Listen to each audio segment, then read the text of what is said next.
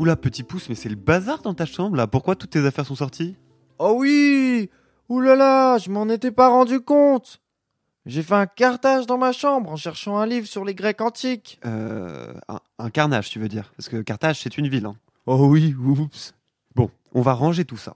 Et si tu cherchais à lire des histoires, moi, je peux t'en raconter une sur la reine Didon, qui a justement fondé Carthage. Mais pour cela, il faut qu'on retourne en Grèce antique, il y a très, très longtemps. Machine à aller en arrière.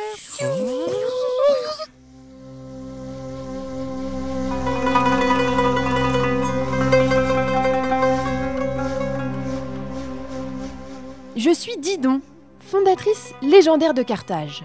Cette ville, petit pouce, a longtemps régné en maîtresse sur l'ensemble de la mer Méditerranée. Et Carthage, elle était super grande de mon temps.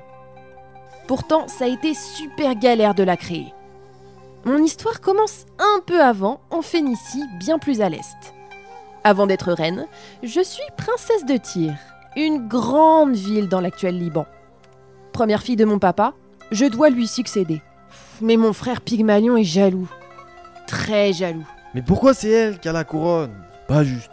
Moi je veux 3, moi. Et quand papa meurt, la guerre menace le pays. Mon frère lève alors une armée et il veut attaquer la ville. Pygmalion, c'est notre champion. Pygmalion, c'est notre champion. Il tue même mon mari. Enfin, mon oncle. Enfin, mon mari. Mais enfin, les deux, quoi. Mais est-ce que devenir reine, ça vaut une guerre, petit pouce? Eh bien moi, je décide que non.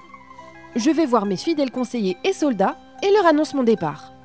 C'est décidé, je pars. Ces derniers, passé la surprise, décident de m'accompagner. Je prends la mer avec une dizaine de bateaux. C'est pas la mer qui prend l'homme, c'est Didon qui prend la mer. Ta-ta-ta. Et nous voilà partis pour un voyage incroyablement long. Dis-toi, petit pouce, on a navigué pendant plus de 2000 km. Bon, en plusieurs escales, bien sûr. La plus importante, c'est la Crète. Lorsque j'arrive sur cette île, au beau milieu de la mer, je pense avoir trouvé notre refuge. C'est beau, la Crète. On dit que c'est sur cette île que Zeus, celui qui possède la foudre, est né. C'est aussi ici que vivra plus tard Minos, et que sera construit le premier labyrinthe. Mais bon, ça, ce sera après mon passage. Sur l'île, il n'y a pas grand monde, si ce n'est des centaines d'oliviers et un prêtre. Bonjour, je suis un prêtre. Mais il n'avait pas trop envie qu'on s'installe sur cette terre. Oh, mais partez donc, il n'y a rien à faire ici. Et les étés sont de plus en plus chauds. Du coup, je décide d'aller encore plus à l'ouest et on remonte sur nos navires. Tu crois qu'ils avaient le mal de mer à l'époque, papouche? Parce que moi, aujourd'hui, je ne supporterais pas du tout. Ah, ça c'est bien possible, petit pouce. En plus, leur bateau était bien plus fragile que les nôtres et le bois craquait dans tous les sens. Mais ça veut dire qu'elle aurait pu mourir, dis donc. Oui, mais ne t'en fais pas, elle arrive à bon port. En revanche, c'est si long, petit pouce, et je m'ennuie sur mon bateau. J'ai commencé par compter les mouettes, mais c'est difficile de tenir pendant plus de 2000 km. Alors quand je vois une terre au loin, je crie de bonheur. Terre! Terre, terre, terre!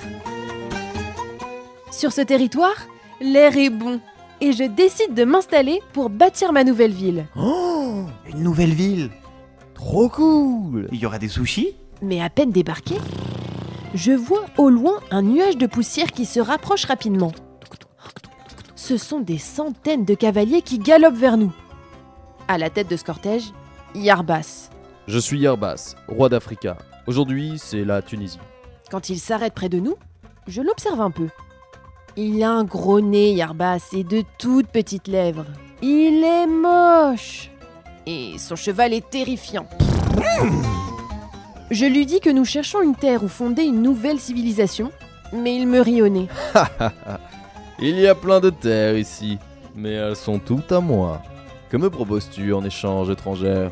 J'ai de l'or, cling, cling, cling. Mais Yarbas n'est pas très commode en affaires. Au début, il ne veut rien entendre.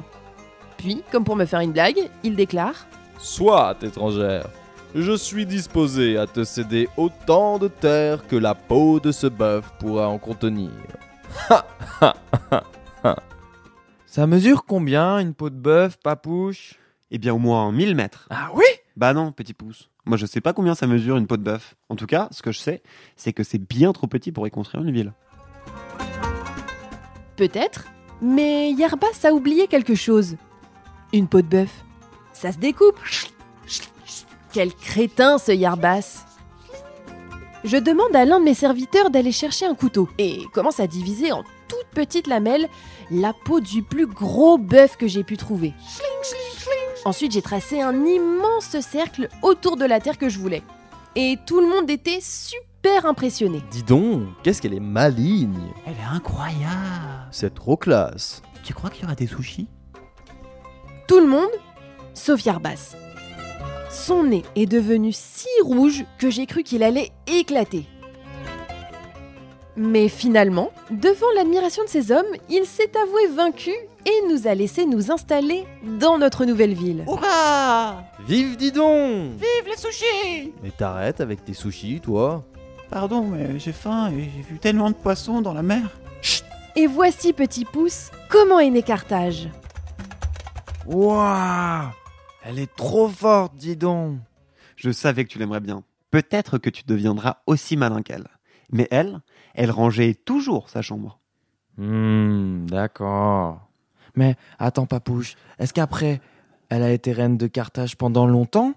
Pas vraiment, petit pouce. Elle a eu d'autres ennuis avec Yarbas. Mais ça, c'est une autre histoire.